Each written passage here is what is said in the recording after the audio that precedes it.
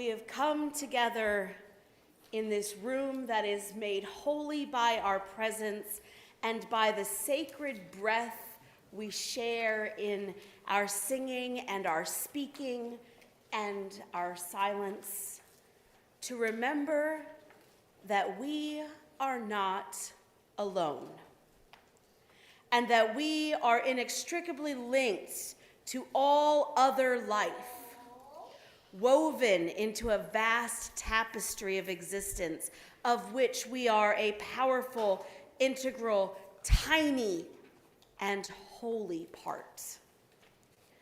We light this chalice this morning to remind us that we are called to walk with the wanderers, sing and dance with the worshipers, proclaim the joy of those whose hearts are so full they can't contain themselves, and wrap the despairing and the brokenhearted in the arms of love and community. And we hold each other's hands. All of us who have broken our vows to each other, and we call each other back again and again and again into our covenant and work of justice and kindness and steadfast love. For all of this, we are here together today.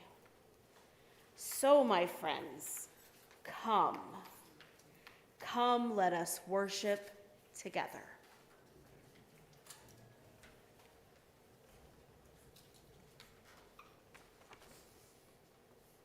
Good morning, everyone.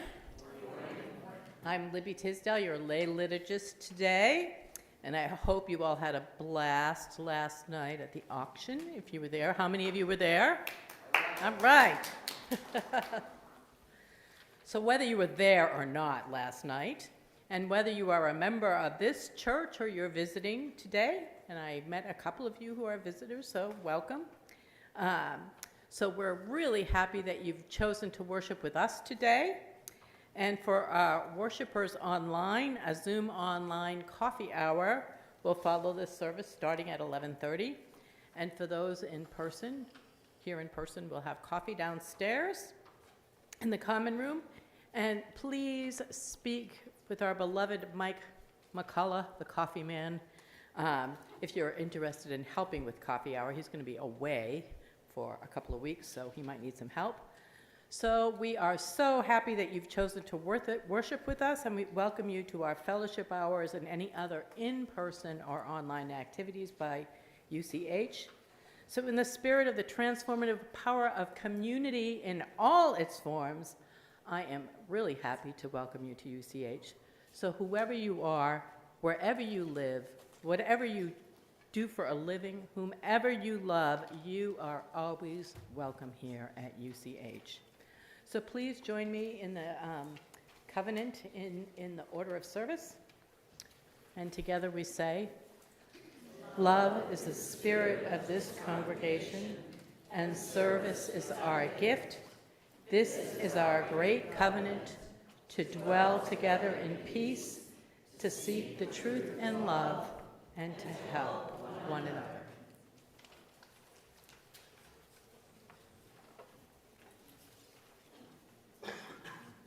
Good morning. So we're going to sing a song that we're not real familiar with, number 84, How Far Can Reach a Smile. Leanna's going to play the piano. Leanna's going to play the piano once through for us to hear it. And you're welcome if you are able to stand in body or spirit as we sing this song together.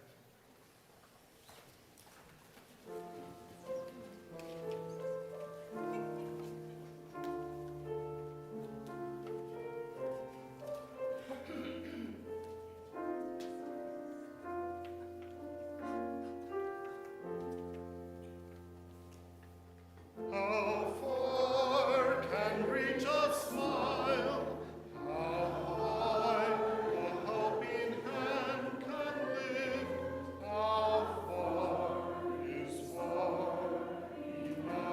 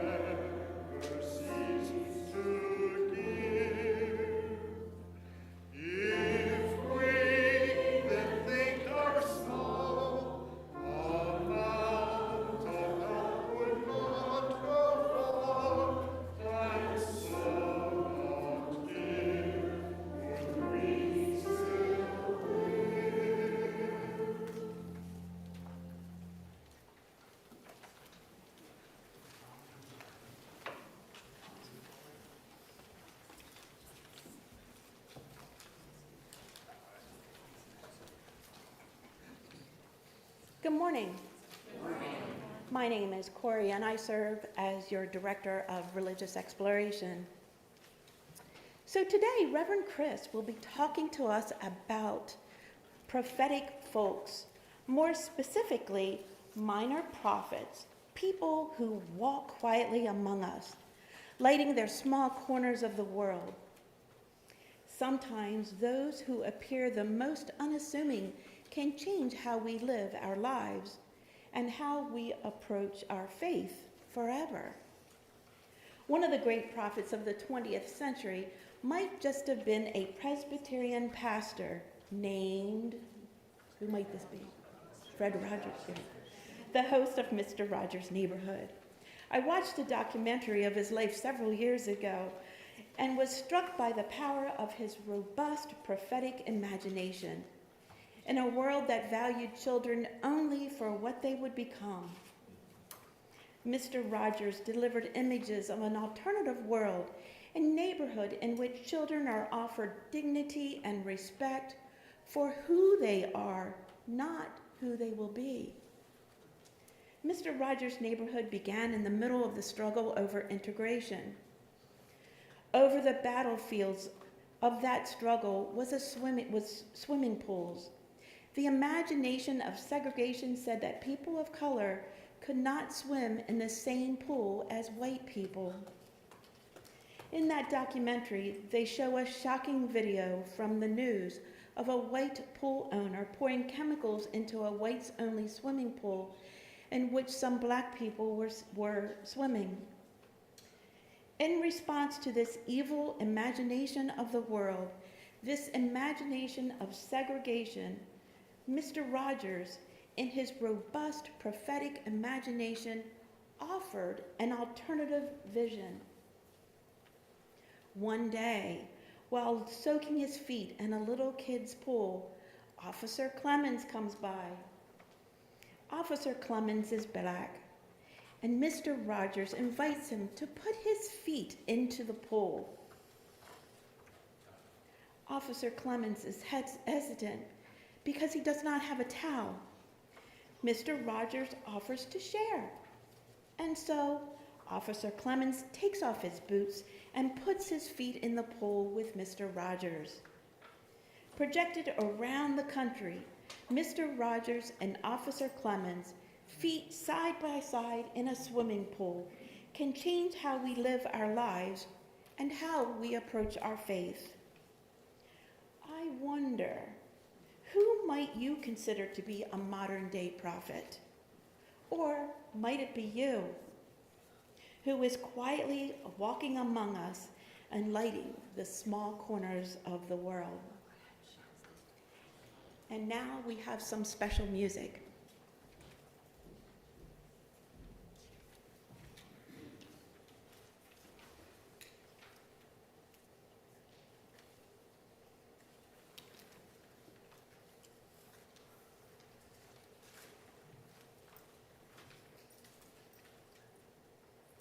It's a beautiful day in the neighborhood, a beautiful day for a neighbor. Would you be mine? Could you be mine? It's a neighborly day in this beauty wood, a neighborly day for a beauty. Would you be mine? Could you be mine? I have always wanted to have a neighbor just like you. I've always wanted to live in a neighborhood with you. So let's make this a beautiful day. Since we're together, we might as well say, would you be mine? Could you be mine? Won't you be my neighbor? Would you please? Won't you please? Won't you be my neighbor?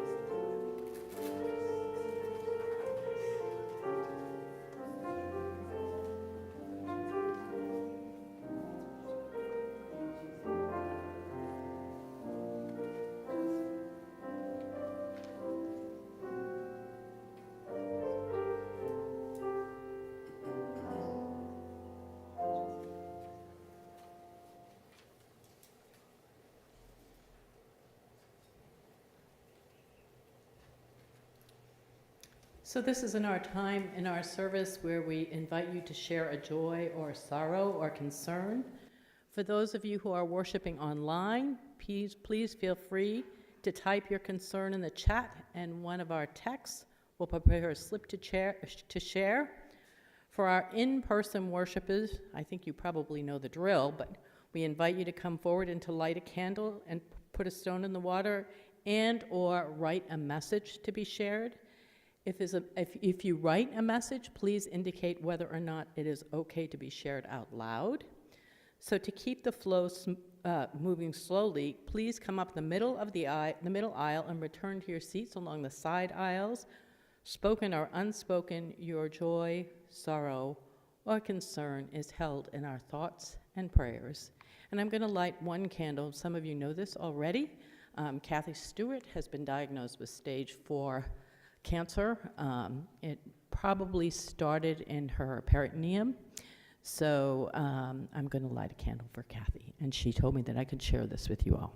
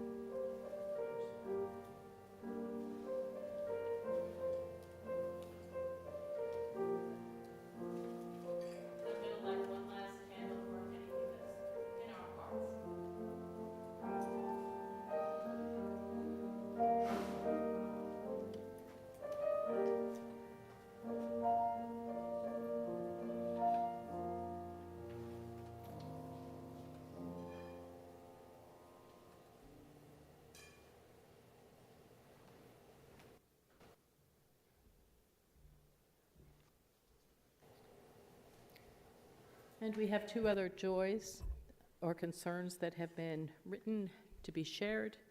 The first is from Caroline Park, and she writes that Mary Lynn Facile's father passed away 2 weeks ago, and she asked that this be shared with the congregation.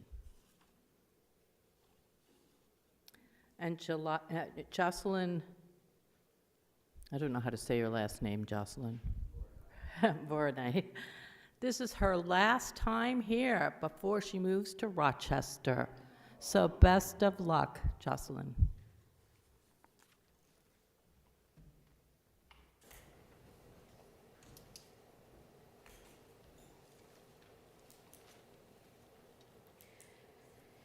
We all bring our hearts and our minds into worship with us each week. We bring our thoughts, our emotions, our shopping lists, and our deepest wishes. Some of us walked in this morning with joy so great that we could barely touch the ground. Some of us walked in with sorrows and concerns so tightly held we couldn't even bear to get up and drop a stone or light a candle, let alone speak them aloud. Most of us, all of us, live in those spaces simultaneously. We each have joys and sorrows that we carry into this place with us. We come with our stuff, and we come to discover that we are not alone. In this moment, we come to share the whispers of our hearts. Into the comfort of each other's presence, we come to feel the strength we both give and receive. Into this silence, we contemplate the great why.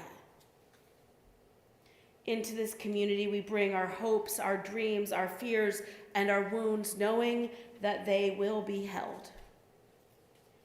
May we hold one another's joys and sorrows, those deep and tender places in each other's hearts, without fear or reservation. May we hold them tightly, but with open hands, sharing with one another in the silence of this holy space.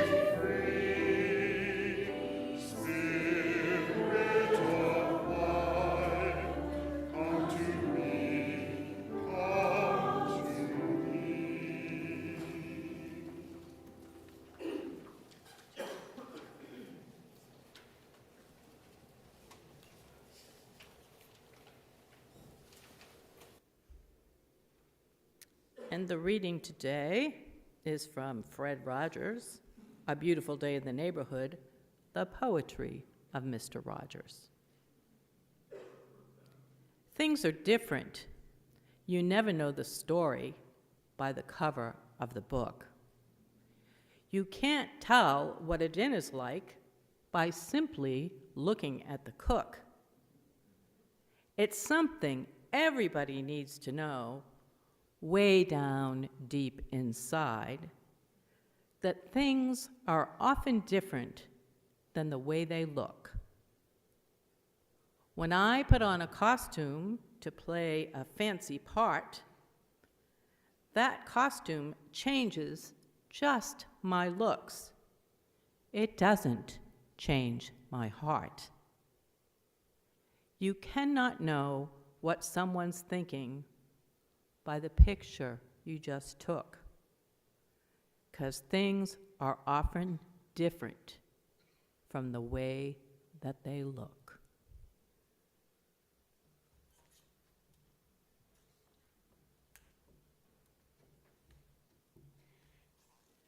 Thank you for having me here today. I moved to Carlisle on a Wednesday, July 4th, 2007, to be exact. I landed there on relocation orders to take up my position as the new captain, the new interim minister at the Carlisle Salvation Army. God love them, they had everything ready when I pulled in. My quarters had been swept and dusted, and someone even went to the trouble of putting the basics in the fridge for me. So kind. Fast forward to the next morning. The fine folks who left some food in my fridge so generously did not, however, leave any coffee. This was a problem.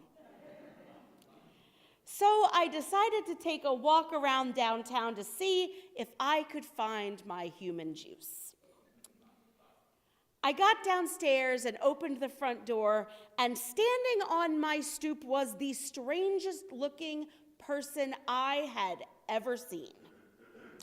He wore a bright, Barney purple zoot suit, and a flame red hat was jammed down on his head over a shoulder-length metallic purple wig with bangs. And he was standing on my stoop, dancing his heart out to a boombox that he had perched on the very top of an overflowing grocery cart.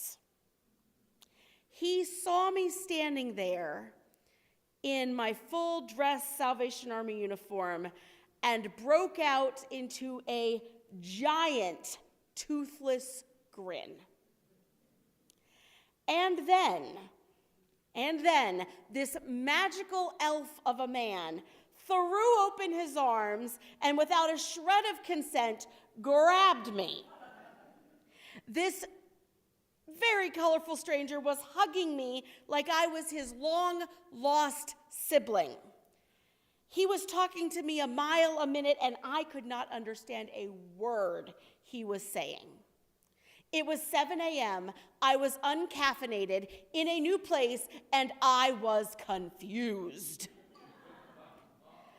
I finally found my voice and sort of sputtered out, "Oh my God, I really need coffee." That was it. It was like I had said the magic words. "Phase!" He yelled it loudly, and I actually understood that bit. "Let's go." Again, not a shred of consent. He grabs my hand and takes off down the street, music still blaring, me in one hand, the grocery cart in the other. 2 hours later, when I found my way back to the church, I asked our office manager who exactly had been dancing on my stoop and then dragged me off to the diner for coffee. I described him, and she started to laugh.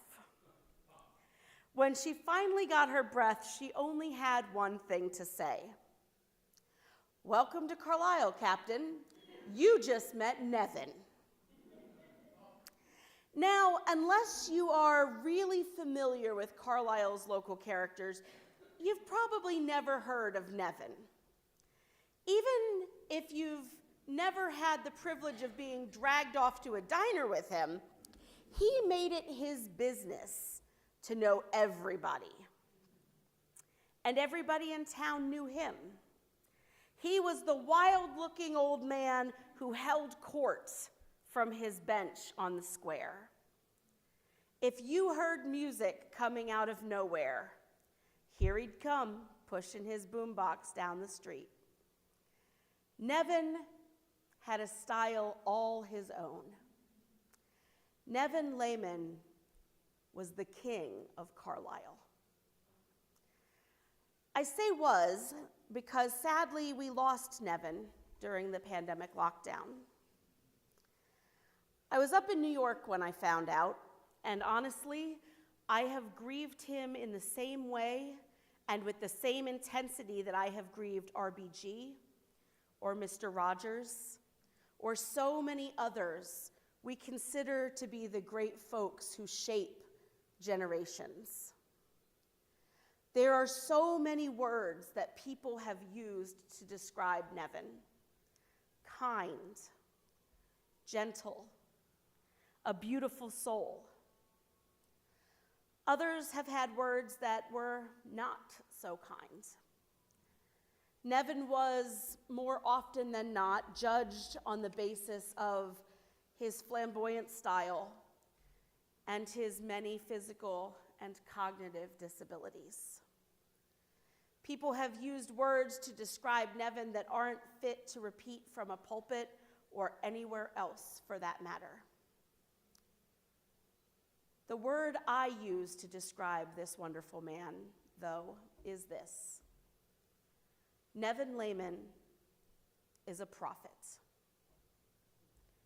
In my eyes, Nevin wasn't just the king of Carlisle, he was the prophet of Carlisle. It is said that a prophet is someone who proclaims and interprets divine revelation. It's a word that's most often used by Christians to describe someone who speaks God's word to the people. But I like to think that a prophet is simply someone who, by virtue of existing just as themselves, living into their own truth and purpose, changes their little corner of the world. Prophets can take many forms, and the unlikeliest of characters, like Nevin, can become one. Nevin spoke divine truth into being simply by living as he lived. His infectious joy, the way he reveled in being alive, was contagious. We get so caught up in being the best we can be by doing and achieving. But Nevin taught me that we are whole and we are beloved just as we are, just because we are. It is an audacious way to live, being exactly who you were created to be, without excuse or pretense, just accepting the reality of being known and being loved. I often wonder what Nevin would have thought of my other favorite minor prophet, Mr. Rogers. I love Mr. Rogers. And I fully believe that inside that sweater and white sneaker-clad body was a radical, countercultural, gentle troublemaker who had a seriously prophetic imagination. Through his show and through his life, he imagined a world that could be different from the one that surrounds us. A new, reimagined world that embodies love and goodness and grace. In his signature still, soft voice, he made some radical declarations, and he made them to children. Things like, you are special just by being you. Your feelings are real and they are valid. It's okay to wonder, to experience wonder, and to ask why. I like you just the way you are. I fully believe that a prophet sometimes has to speak hard truths, which Fred Rogers did regularly when he addressed big issues like racism and the Vietnam War, and even when he did the special about 9/11 that he came out of retirement to do. But I also believe fully that prophets can bring gentleness and reassurance into a harsh and judgmental world. Mr. Rogers' whole philosophy runs contrary to our very human angst that in this vast universe, our small little lives might just be meaningless. I like to think that Mr. Rogers and Nevin would have been great friends and spent many days at the diner. Society tends to separate us from each other. It tends to force us or encourage us to become islands unto ourselves, that we should do for ourselves, be all we can be, and do it on our own. And more, we are just doing that both individually and as a society. We tend to shrink our little bubbles and our worlds to people who are just like us. Both Nevin and Mr. Rogers lived their lives with a sense of prophetic imagination and radical communion with other people, pulling us back together, forcing ourselves out of the tendency to only interact with people like us. Fred, because he had this platform on PBS, and Nevin, because he just had no concept of personal boundaries.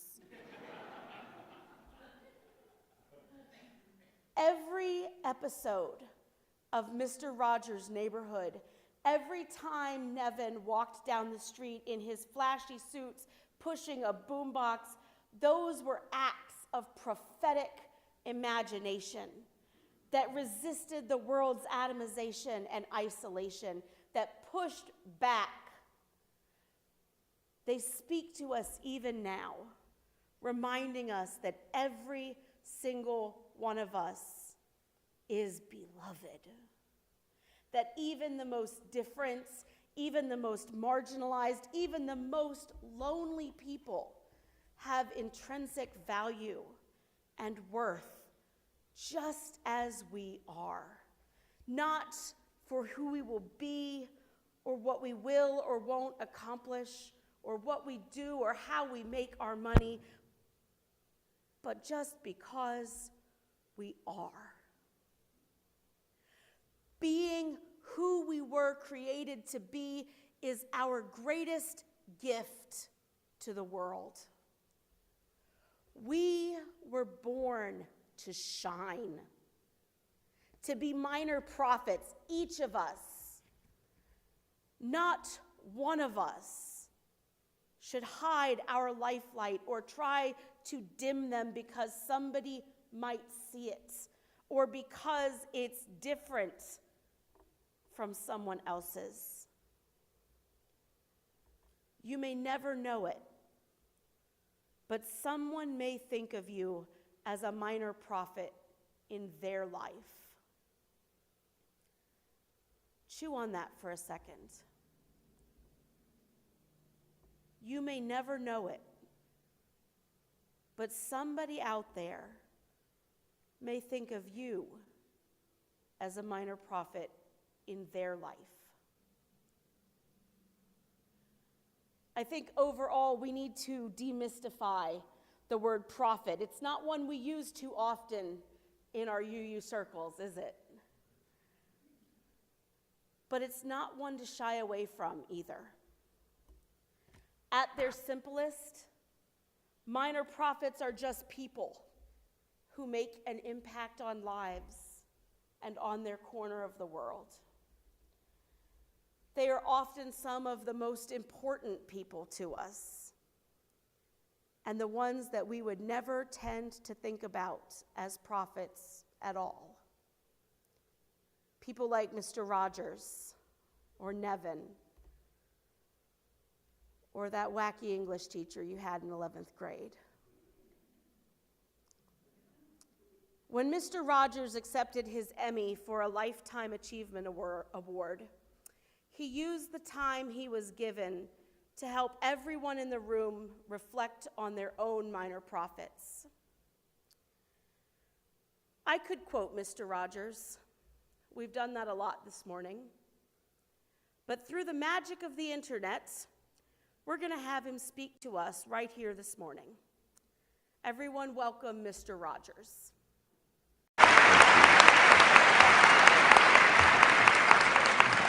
Oh, it's a beautiful night in this neighborhood.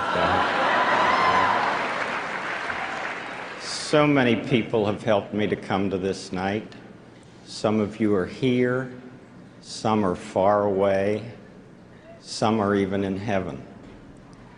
All of us have special ones who have loved us into being. Would you just take, along with me, 10 seconds to think of the people who have helped you become who you are? Those who have cared about you and wanted what was best for you in life. 10 seconds of silence. I'll watch the time.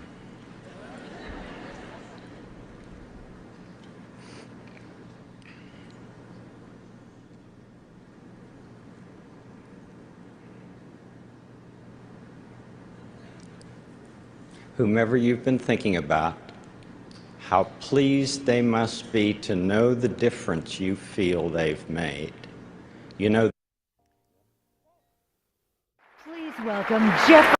Here, I just read How something I think pleased came they from you. must be to know the difference you feel they've made. May their memories be a blessing. May each of us be a blessing that makes someone's memory. Amen.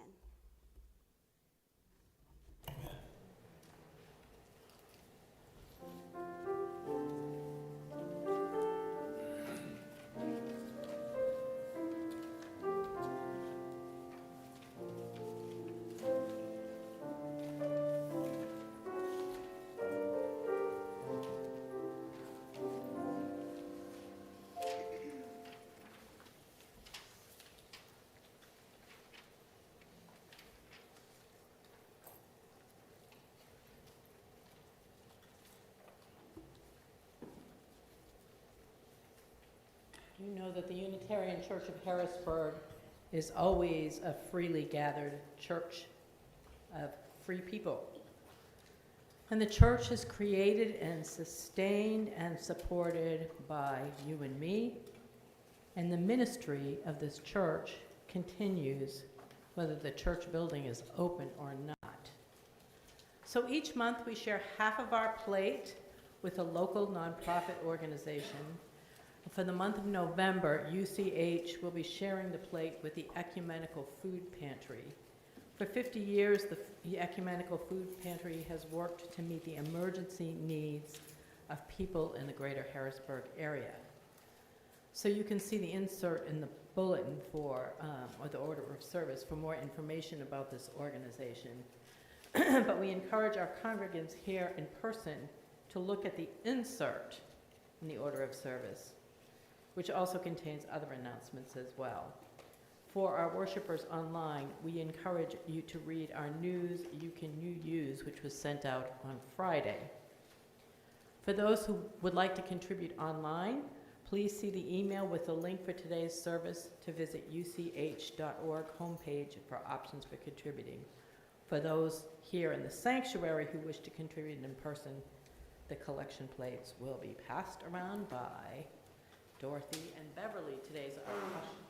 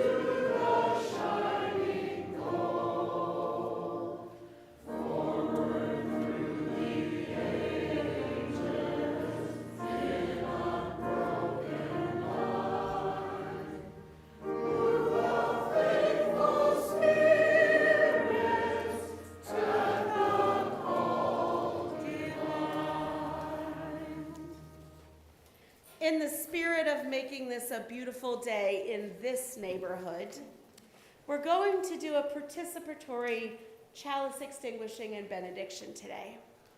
I'm going to ask you to call out a word or a phrase that you wish or pray for this community this week. What intentions are we setting for this neighborhood? Joy. Peace. Joy, peace. Hope, strength. Vote. Safe election. Justice. Kindness. Thanks. Kindness. Helpfulness. Love. And I'm going to add prophetic imagination. Those, my friends, are very good prayers. Go in peace. And drink coffee.